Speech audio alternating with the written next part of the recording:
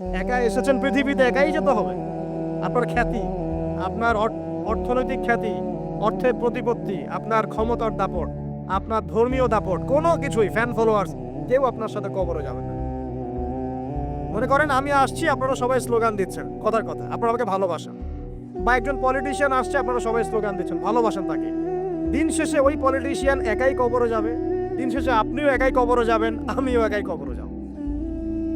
Ultimately কি হলো, দুনিয়া এবং আখেরাতে আল্লাহ ছাড়া প্রকৃত বন্ধু আমাদের কেউ নাই, প্রকৃত মওলা কেউ নাই। সেই আল্লাহ এবং তার রাসূলের বিরুদ্ধাচরণ করে কেউ তার সাথে যুদ্ধ করে কবরে পার পাবে, এমনটা ভাবা বোকামি নয় কি? আল্লাহ পাক আমাদেরকে বোঝার তৌফিক দান করুন। এটা সেই যুগ যে যুগে মানুষ আল্লাহর হারামগুলোকে হালাল করে নিচ্ছে। মাদকদ্রব্য হালাল না হারাম?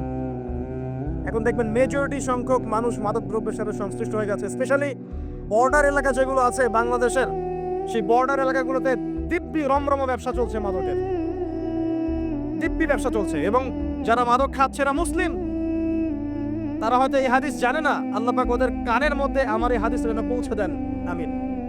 নবী সাল্লাল্লাহু আলাইহি ওয়াসাল্লাম বলেছেন, আমি মেরাজের রাতে যখন গিয়েছি তখন এক শ্রেণীর মানুষকে দেখেছি, ওদেরকে শাস্তি দেওয়া হচ্ছে। কি শাস্তি? জাহান্নামীদের রক্ত এবং পুজ ওদেরকে খেতে দেওয়া হচ্ছে। জিবরাইল আলাইহিস সালামকে জিজ্ঞাসা করা হলো যে এরা কারা? তিনি বললেন, এরা আপনার উম্মতের সেই সব ব্যক্তি যারা মাদক দ্রব্য সেবন করত। আল্লাহ রাব্বুল আলামিন তার হাবিবের মাধ্যমে জানিয়েছেন, যখন কোনো মুসলিম মাদক সেবন করে বা কোনো ব্যক্তি মাদক সেবন করে, তখন 40 দিন তার নামাজ কবুল হয় না। এরপর যদি সে তওবা করে তাহলে আল্লাহ পাক তার তওবা কবুল করবেন ইনশাআল্লাহ। যদি সে আবারও মাদক খায় তওবা করার পর, আবার 40 দিন তার নামাজ কবুল হবে না। যদি সে আবার তওবা করে, আল্লাহ পাক আবার তাকে মাফ করে দিবেন। যদি সে আবারও মাদক খায়, আবার 40 দিন তার নামাজ কবুল হবে না। তারপর যদি আবার তওবা করে, আবার আল্লাহ তাকে মাফ করে দিবেন। এরপরেও যদি সে আবার মাদকদ্রব্য সেবন করে, নবী সাল্লাল্লাহু আলাইহি ওয়াসাল্লাম বলছেন, তাকে আল্লাহ রাব্বুল আলামিন পরকালে মৃত্যুর পরে তিনাতুল খাবাল পান করাবেন। তিনাতুল খাবাল। জিজ্ঞাসা করা হল, ইয়া রাসূলুল্লাহ, তিনাতুল খাবাল কি জিনিস? নবী সাল্লাল্লাহু আলাইহি ওয়াসাল্লাম উত্তর দিচ্ছেন, এটা হচ্ছে জাহান্নামীদের রক্ত, মাংস, এগুলো পুড়ে পচে যে রসটা বের হবে, এটা হচ্ছে তিনাতুল খাবাল। এই যে দুনিয়াতে যারা ওয়াইন খাচ্ছে, শ্যাম্পেইন, ওয়াইন, বিয়ার, তারপরে যে কি ভোদকা, হ্যাঁ, গাঁজা, হেরোইন, ফেন্সিডিল, ইয়াবা, একটা বিষয় শোনেন, কি কারণে আপনি সেখানে যাচ্ছেন? হতাশা, অথবা সঙ্গদোষ, অথবা পারিবারিক চাপ, অথবা যে গার্লফ্রেন্ড ছেড়ে চলে গেছে, এই তো বিষয়গুলো। কি কারণে মানুষ মাদকের কাছে যায়, কেন যায়, কারণটা কি? আমরা যখন ফিলোসফি পড়তাম তখন একটা তত্ত্ব পড়ানো হয়েছে আমাদেরকে। তত্ত্বটার নাম হচ্ছে কার্যকারণ তত্ত্ব। মানে প্রত্যেকটা কাজের পিছনে একটা কারণ থাকে, ঠিক আছে? এই যে মুসলিমরা নামাজ পড়ে কেন? আল্লাহর জন্য। মুসলিমরা যাকাত দিবে কেন? আল্লাহকে সন্তুষ্ট করার জন্য। মুসলিমরা প্রতিটা কাজ কেন করে? পরকালের স্বার্থে। পরকালের স্বার্থ নাই, আমি নাই। যে কাজে পরকালের স্বার্থ নাই সে কাজে মুসলিমরা নাই। তাই প্রতিটা কাজের পিছনে একটা কারণ থাকে। দেখবেন, কেন সে সুদ খাচ্ছে? তার পরিবারের স্বার্থে। কেন সে ঘুষ নিল? তার ছেলে মেয়ের উন্নয়নের জন্য। কেন সে দুর্নীতি করছে? বিকজ সম্পত্তি অর্জন করে সে তার ভবিষ্যৎ প্রজন্মকে সিকিউর করতে চায়। কেন সে মাদক খেলো? ওই যে গার্লফ্রেন্ড ছেড়ে চলে গেছে তাই। কেন মাদক খেলো? ওই যে এক বন্ধু মাদক খায়, সে ডাকছে, আয় একটা টান দে, সঙ্গদোষ। কেন সে মাদক খেলো? পরিবারের চাপ, হতাশা। কেন মাদক খাচ্ছে? চাকরি পায় না, বেকার, মাদক খাচ্ছে। মানে মেন্টাল চাপগুলো নিতে পারছে না, সে মাদক খাচ্ছে। সবচেয়ে বেশি মানসিক চাপ কাদের উপর আসে জানেন? 1 নাম্বার নবীগণের উপরে, 2 নাম্বার আল্লাহর সৎ বান্দাদের উপরে, তারপর যার ঈমান যত উঁচু তার উপর মানসিক চাপ তত বেশি আসে। এখন যদি মানসিক চাপের সলিউশন মাদকই হবে, তাহলে তো আমাদেরই মাদক খাওয়া দরকার ছিল, নাউযুবিল্লাহ। আর আমরা যে পরিমাণ মানসিক চাপ ফেস করি তা চিন্তাই করতে পারবেন না। যে যত বড় দায়িত্বশীল, যারা পলিটিশিয়ান, ওদেরকে জিজ্ঞাসা করবে তারা কি পরিমাণ মানসিক চাপ নিয়ে ঘোরে। আপনার কাছে মনে হচ্ছে যে একটা ক্ষমতা পেয়েছেন, খুব মানে উনি অনেক বড় ক্ষমতাধর, উনি অনেক ভালো আছেন, উনি মোটেই ভালো নাই। ওনাকে জিজ্ঞাসা করেন, উনি মোটেই ভালো নাই। এই মানুষের যে পেরেশানি, যে চাপ, এগুলো নিতে নিতে তার স্ট্রোক হয়ে যাচ্ছে, হার্ট স্ট্রোক হচ্ছে, ডায়াবেটিস হচ্ছে, হাই ব্লাড প্রেশার, ইসিজি করো, দেখবেন। এ কারণে মানসিক চাপটা রিলিজ করতে হবে, তাই তো? এই মানসিক চাপ রিলিজ করতে গেলে মাদকই সলিউশন নয়। সলিউশনটা কি? এই যে আমার হাতে এখানে আছে একটা কোরআন। মানসিক চাপ থেকে আপনাকে মুক্তি দিবে আল কোরআনুল কারীম, আর কিচ্ছু না। আরেকটা বিষয় কোরআনের সাথে, সেটা হলো, প্রথমে বলেছি 5 ওয়াক্ত নামাজ। আপনি ওযু করে সুন্দর করে 5 ওয়াক্ত নামাজ জামাতে পড়বেন, ডেইলি 1 ঘন্টা করে কোরআন তেলাওয়াত করবেন, সময় পেলে একটু হাদিস পড়বেন, 2-4 টাকা দান সদকা করবেন, ভালো কাজের সাথে থাকবেন, অন্যায় কাজে যাবেন না, ইসলামকে এগিয়ে নেওয়ার জন্য আমর বিল মারুফ নাহি আনিল মুনকারের কাজ করবেন, আপনার চেয়ে সুখী কোনো মানুষ পৃথিবীতে নাই। ওই সুখ যদি ওই যে বুশরা জানতে পারতো না, তাহলে আপনার কলিজার মধ্যে পারমাণবিক বোম মেরে দিত না। কথা বুঝতে পারেন নাই? পশ্চিমারা যদি জানতে পারতো যে মুসলিমরা কত শান্তিতে থাকে এসব কাজ করার পরে, তাহলে আমাদের অন্তরের মধ্যে পারমাণবিক বোম মেরে ধ্বংস করে ফেলত। ওরা তো আমাদের সুখ দেখতে পারে না, পারে? প্রকৃতপক্ষে এরা বিশ্বের কোনো ধার্মিক মানুষের সুখী দেখতে পারে না। এরা শুধু মুসলিমদের শত্রু নয়, বরং ধর্মের শত্রু। যারাই ধর্মকে বুকে আগলে রেখে পালন করতে যায়, হোক সে সনাতন ধর্ম বা আমাদের হিন্দু ভাইরা বা খ্রিস্টানিজম বা বুদ্ধিজম, হ্যাঁ, বা মুসলিম আমরা যারা আছি, যারা ধর্মতাত্ত্বিক চিন্তা করে এবং প্রত্যেকেই যদি যার যার ধর্ম ঠিকঠাক মতো পালন করে, সমাজে কিন্তু ফিতনা থাকার কথা নয়। কারণ প্রত্যেকটা ধর্মের মধ্যেই ভালো কাজের কথাই কিন্তু বলা হচ্ছে। তো যারা ধার্মিক, এদের বিরুদ্ধে তারা লেগে পড়ে এবং তারা চায় সারা বিশ্বের মধ্যে ফাসাদ সৃষ্টি করতে। কাদের খাসলত সারা বিশ্বে ফাসাদ সৃষ্টি করা বলতে পারবেন? আপনাকে আমি দেখাচ্ছি, সূরা কাহাফ খুলে দেখেন। যুলকারনাইন একজন বাদশা, তিনি মাশরিক মাগরিব সব জয় করেছেন, মানে পূর্ব পশ্চিম পুরোটাই তার রাজত্ব। এত দাপট ছিল সেই বাদশার যে যেদিক দিয়ে যাবে সেনাবাহিনী নিয়ে সেদিকটাই জয় করে ফেলবে। সুবহানাল্লাহ। এবং তিনি উদ্ধত অহংকারী ছিলেন না, তিনি আল্লাহর অনুগত বান্দা ছিলেন। একটা কওমের মধ্যে গেলেন, সেই কওমটা ছিল পাহাড়ের মাঝখানে, 2 পাহাড়ের মাঝখানে। এখন ওই কওম তাকে বলছে, ইয়া যুলকারনাইন, হে যুলকারনাইন, ইন্না ইয়াজুজ ওয়া মাজুজ মুফসিদুনা ফিল আরদ। ভালো করে বোঝেন, হে যুলকারনাইন, নিশ্চয়ই ইয়াজুজ আর মাজুজ এই 2 শ্রেণীর মাখলুক, তারা পৃথিবীতে ফাসাদ সৃষ্টি করে বেড়াচ্ছে। কি করছে? সারা পৃথিবীতে ফাসাদ সৃষ্টি করে বেড়াচ্ছে। ফাহাল নাজআলু লাকা খরজান আলা আন তাজআলা বাইনানা ওয়া বাইনাহুম সাদ্দা। হে যুলকারনাইন, আমরা কি আপনাকে ট্যাক্স দিব, কর দিব, যে আপনি ওদের আর আমাদের মাঝখানে একটা প্রাচীর নির্মাণ করে দিবেন, যে ওরা আমাদের কাছে আর আসতে পারবে না? কারা এটা? ইয়াজুজ আর মাজুজ। এই ইয়াজুজ আর মাজুজকে যুলকারনাইন আলাইহিস সালাম তিনি প্রাচীর নির্মাণ করে দিলেন লোহা এবং এই যে তামা দিয়ে। এরপর তারা আর ওই কওমের ক্ষতি করতে পারলো না। কিয়ামতের আগে আগে তারা বের হয়ে আসবে এবং সারা বিশ্বে ফাসাদ সৃষ্টি করবে। এখনো তারা বের হয়ে আসছে, আমি সেটা বলছি না, কিন্তু এখন পুরো বৈশ্বিক প্রেক্ষাপটে যারা বিশ্বে ফাসাদ সৃষ্টি করে বেড়াচ্ছে, এদের মধ্যে এই ইয়াজুজ মাজুজের খাসলত আছে, চরিত্র আছে। দেখবেন ওই দিকে ইউক্রেনকে ব্যস্ত রেখেছে রাশিয়ার এগেনস্টে এবং নিউক্লিয়ার যুদ্ধ বাঁধানোর পায়তারা করছে। এটা অলমোস্ট আমাদের ঘরের কোনায় চলে এসেছে।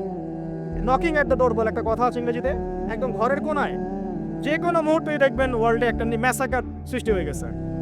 ওইদিকে তাইওয়ানকে ব্যস্ত রেখেছে চায়নার এগেনস্টে, ওইদিকে ইসরায়েলকে ব্যস্ত রেখেছে প্যালেস্টাইনিদের এগেনস্টে, এদিকে দেখবেন যে ইরাকে ব্যস্ত রেখেছে এই কন্টিনেন্টকে আইএসআইএস দিয়ে।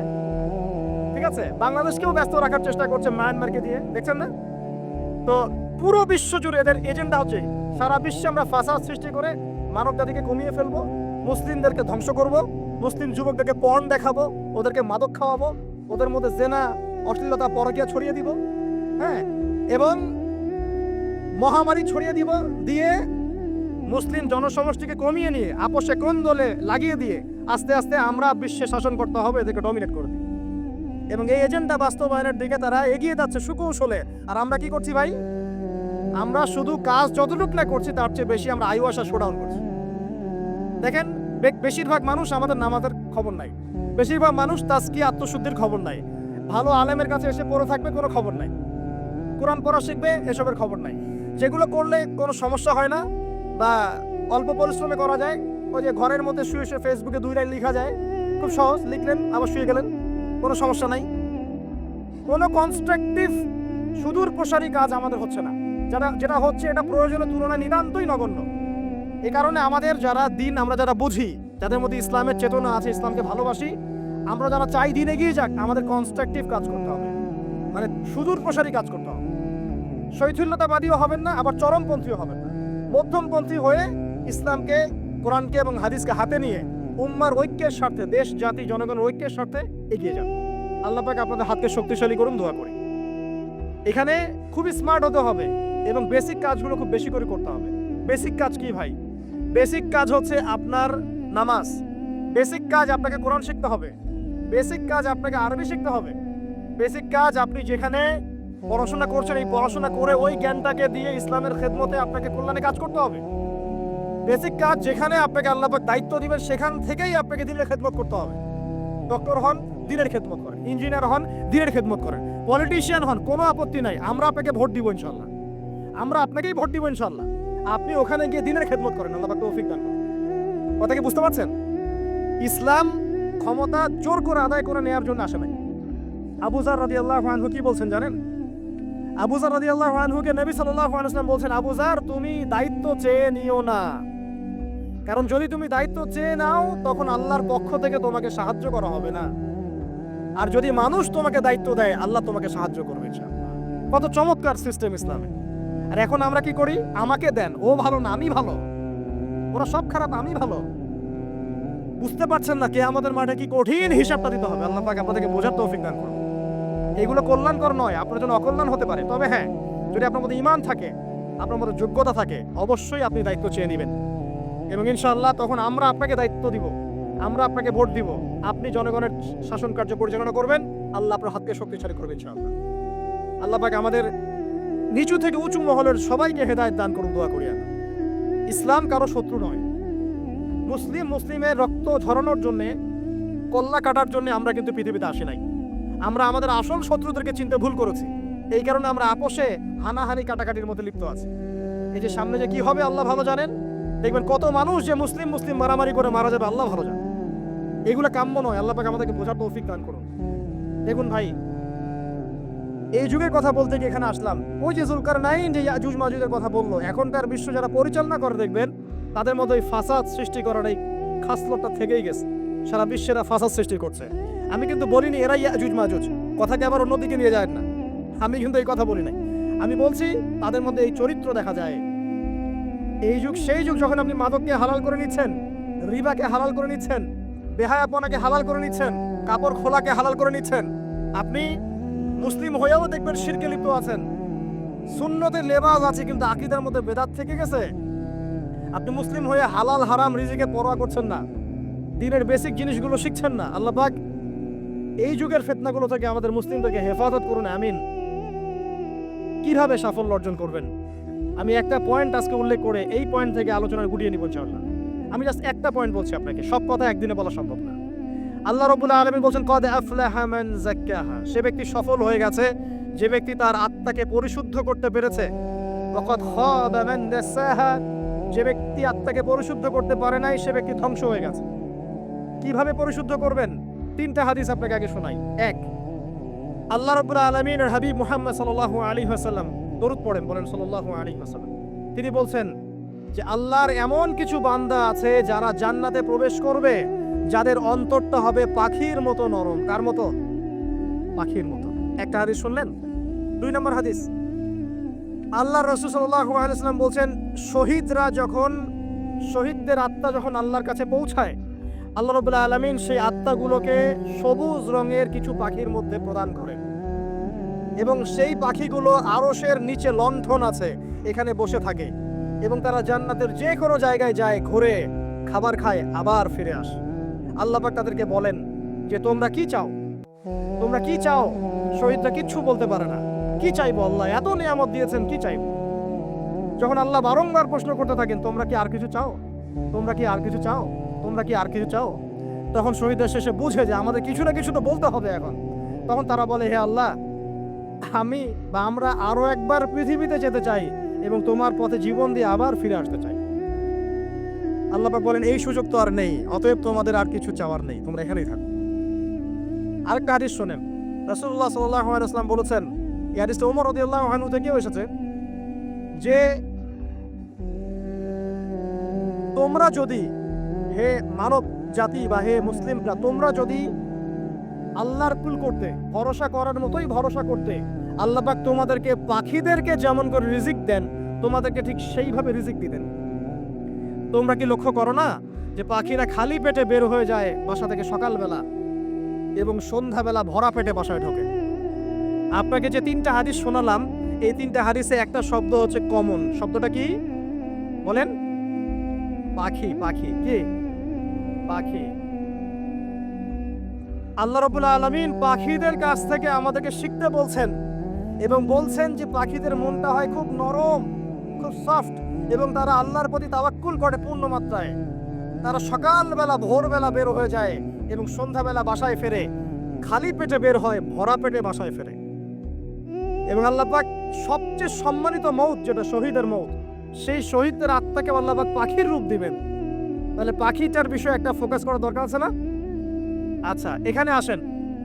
পাখির মন হচ্ছে নরম, মানে পাখির মনটা তাসকিয়া, আত্মশুদ্ধিতে পরিপূর্ণ। কদ আফলাহা মান যাক্কাহা, সে ব্যক্তি সফল হলো যার হৃদয়টা পবিত্র, নিষ্পাপ, নিষ্কলুষিত হলো। সে ব্যক্তি সফল হবে। ইনশাআল্লাহ।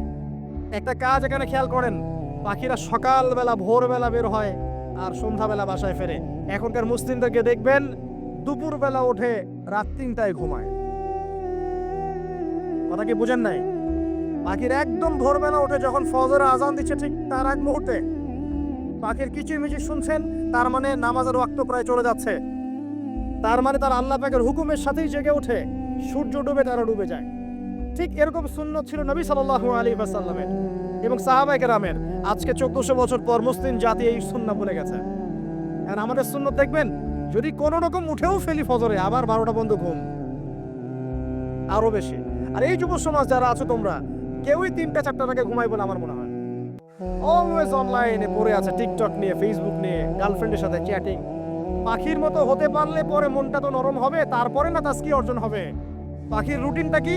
ভোরবেলা বের হয় আর সন্ধ্যাবেলা বাসায় ঢোকে। অতএব আমরা যদি রাসূলুল্লাহ সাল্লাল্লাহু আলাইহি ওয়াসাল্লামের সুন্নাহ মতো ওই ভোরবেলা উঠতে পারি আর আর্লি নাইট ঘুমিয়ে যেতে পারি এবং সারাদিন যদি রাসূলের সুন্নাহগুলোর উপর আমল করতে পারি, তাসকিয়া অর্জন হবে ইনশাআল্লাহ। কথা বুঝতে পারছেন? 2, পাখির মতো নরম মন লাগবে। এখনকার আমরা যারা বেঁচে আছি, আমাদের মনগুলো কঠিন। কেমন কঠিন? পাথরের মতো কঠিন।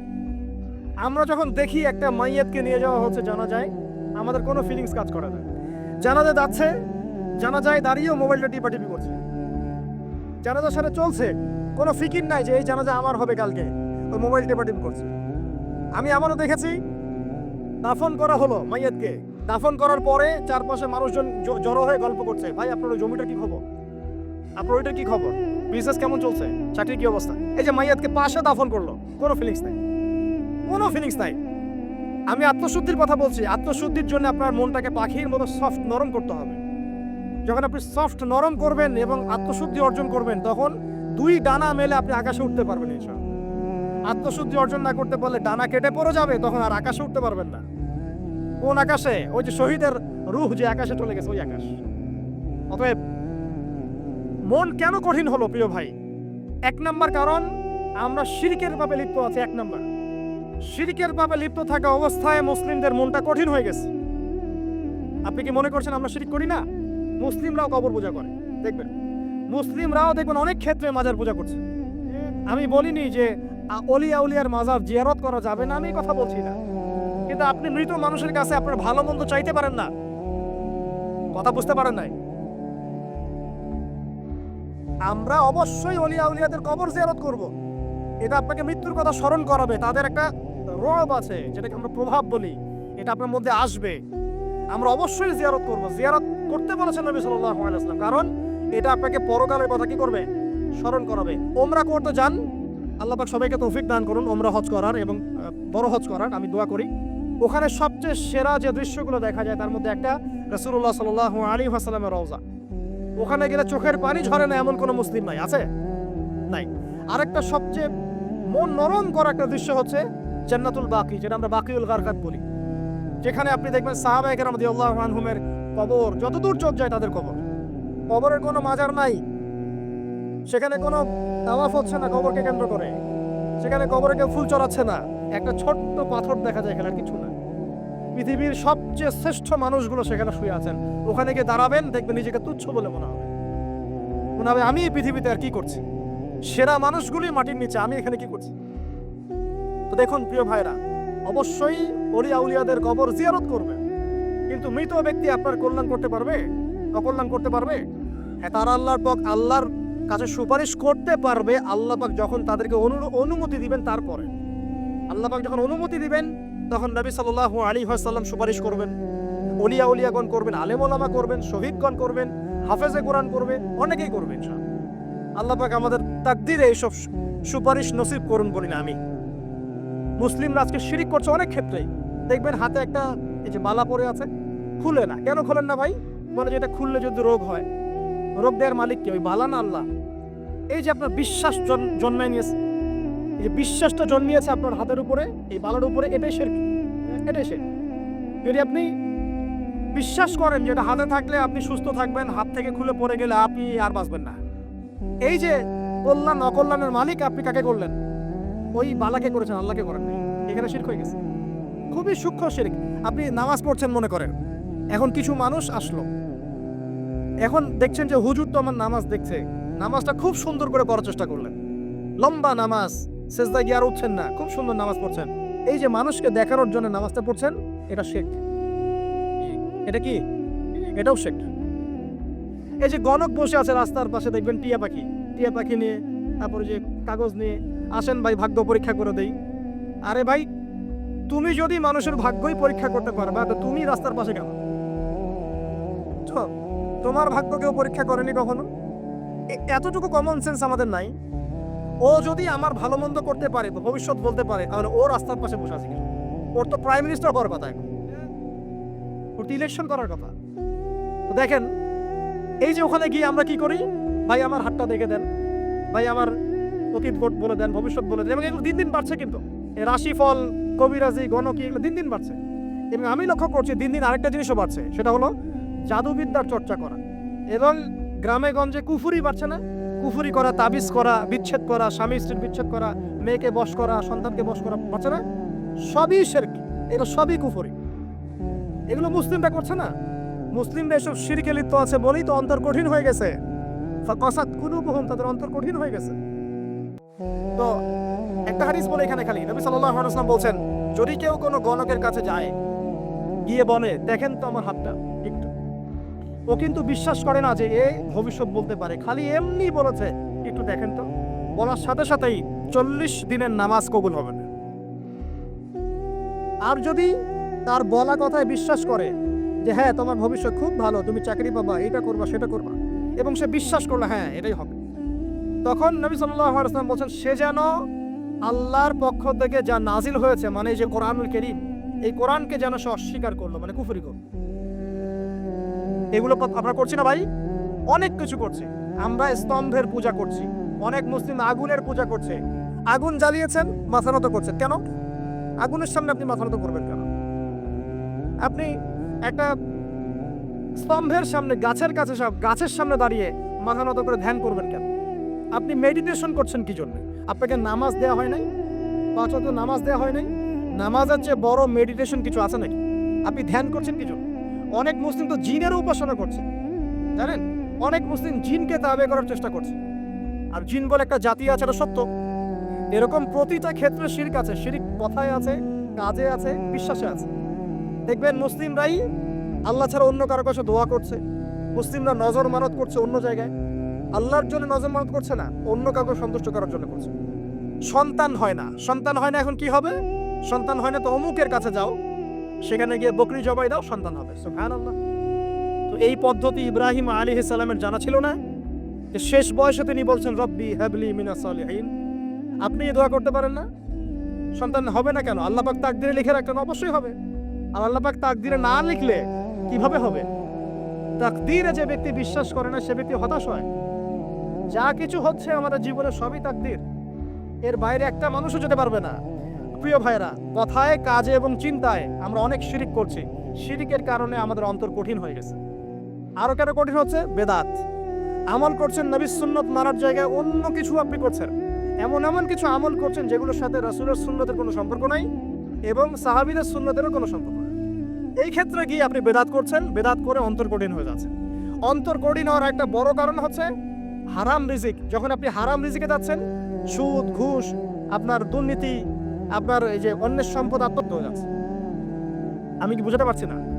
হারাম রিজিক যখন আপনার শরীরে ঢুকছে, অন্তরটা শক্ত হয়ে যাচ্ছে। একটা হাদিস যথেষ্ট। আল্লাহ রাসূল বলেছেন ইন্নাল্লাহা তাইয়্যিব লা ইউকবালু ইল্লা তাইয়্যিব। আল্লাহ পাক পবিত্র সত্তা, তিনি পবিত্র ছাড়া কবুল করেন না। আপনি 10টা হজ করে আসেন চুরির টাকা দিয়ে, ডাকাতির টাকা দিয়ে, আত্মসাতের টাকা দিয়ে, দুর্নীতির টাকা দিয়ে, যদি কবুল হয় তাহলে কোরআন সুন্নাহ মিথ্যা হয়ে যাবে। নাউজুবিল্লাহ। কথা কি বুঝতে পারছেন না? আল্লাহ রাব্বুল আলামিন বলছেন আল্লাহ পাক পবিত্র ছাড়া কবুল করেন না। হারাম রিজিক দিয়ে ইবাদত কবুল হয় না। আমরা ওই যে রংপুর অঞ্চলে একবার ওই যে হারাগাছ একটা অঞ্চল আছে না, সেখানে গিয়েছিলাম। সেখানে মাশাআল্লাহ আবার বিড়ির অনেক ফ্যাক্টরি আছে। কিসের? বিড়ি তো হালাল নাকি? তামাক তো হালাল নাকি? তো সেখানে বিড়ি ফ্যাক্টরির অনেক মালিক আছে এবং তারা মসজিদ কমিটির অনেক দায়িত্বপ্রাপ্ত আর কি। মুসলিমদের গায়রত তো এখন নাই, মুসলিমরা এদেরকে আবার মসজিদ কমিটির সদস্যও বানিয়েছে। তো এখন মসজিদ কমিটিতে এসে তার প্রভাবে আর ইমাম সাহেব টিকতে পারে না। দুইজন বলে নামাজের পর হাত তুলে দোয়া করতে হবে, দুইজন বলে করা যাবে না। ঠিক আছে, এই নিয়ে ক্যাচাল। এই ক্যাচাল হতে হতে দেখা গেল এক পর্যায়ে মারামারি পর্যন্ত হয়েছে। মসজিদ ভাগতো হয়েছে, মারামারিও হয়েছে। তো সেখানে আমাকে দাওয়াত করেছিল যে ওয়াজ করার জন্য। তো দোয়া করার কথা বলছে, তাই আমি বললাম দোয়া করে লাভ কি? দোয়া করলেই বাকি, না করলেই বাকি, রিজিকটাই তো হারাম। আপনি তো তামাকের টাকা খাচ্ছেন, তামাক। আপনি মাদকের টাকা খাচ্ছেন, এটা কি হালাল না হারাম? তো হারাম টাকা দিয়ে হাত তুলে দোয়া করলেই কি, না করলেই কি? দোয়া তো উঠছে না উপরে। আগে হারাম রিজিক ছাড়েন, তারপর দোয়া করুন। তো রিজিক হারাম হওয়ার কারণে আমাদের কি হচ্ছে? অন্তরটা কি হচ্ছে ভাই? কঠিন হচ্ছে। ওই পাখির মতো আর মুক্ত আকাশ উঠতে পারবেন না। তারপরে সামনে যান, আরো কেন কঠিন হয়? বস্তুবাদিতা, দুনিয়া। সারাদিন দুনিয়ার ফিকির, দুনিয়ার চিন্তা, খাবো কি, পরবো কি, ব্যাংক ব্যালেন্স, টাকা পয়সা, স্ট্যাটাস, সারাটা দিন দুনিয়ার দুনিয়া। ঘুম থেকে ওঠা থেকে নিয়ে শুরু করে ঘুমানো পর্যন্ত খালি দুনিয়া। যারা দুনিয়ার নেশায় মত্ত হয়ে আছে, এদের অন্তরটা কঠিন হয়ে যায়। এই অন্তরটা পাখির মতো হতে পারবে না। ঠিক আছে কথা? যারা দুনিয়ার নেশায় মত্ত হয়ে আছেন, এই অন্তরটা কঠিন হয়ে যাবে, পাখির মতো হতে পারবে না। তারপর কি? আরো সামনে যান। দিনই জ্ঞান চর্চা না করা অন্তর কঠিন হওয়ার কারণ। আর কি কারণ? পাপ করা, পাপ। যত বেশি আপনি পাপ করবেন, যত বেশি পর্ন দেখবেন, যত বেশি মাদক খাবেন, যত বেশি জুয়া খেলবেন, যত বেশি অহেতুক সময় নষ্ট করবেন, যত বেশি আপনি অন্যের ক্ষতি করবেন, ঠিক আছে, নিরপরাধ মানুষের উপর নির্যাতন করবেন, যত বেশি আপনি পাপ করবেন, পাপ। এই পাপ করতে করতে করতে মানুষের অন্তর কঠিন হয়ে যায়। ইবনুল কাইয়্যিম রাহিমাহুল্লাহ বলেছেন যে পাপ করতে থাকলে মানুষের অন্তর কঠিন হয়ে যেতে থাকে এবং ইস্তেগফার আর জিকির করলে গিয়ে মানুষের অন্তর আবার নরম হতে থাকে। পাপের উপর পাপ করতে থাকলে মানুষের অন্তর কঠিন হতে থাকে। এ বিষয়ে রাসূলুল্লাহ সাল্লাল্লাহু আলাইহি ওয়াসাল্লাম বলেছেন, যখন মানুষ একটা পাপ করে কলবের মধ্যে একটা কালো দাগ পড়ে যায়, যখন আরো একটা পাপ করে আরেকটা কালো দাগ পড়ে যায়। এইভাবে যখন পাপ করতেই থাকে তখন পুরো কলবটাই কালিমা পূর্ণ হয়ে যায়। এই অবস্থায় যদি সে তওবা করে, আল্লাহ পাক মাফ করে দিবেন।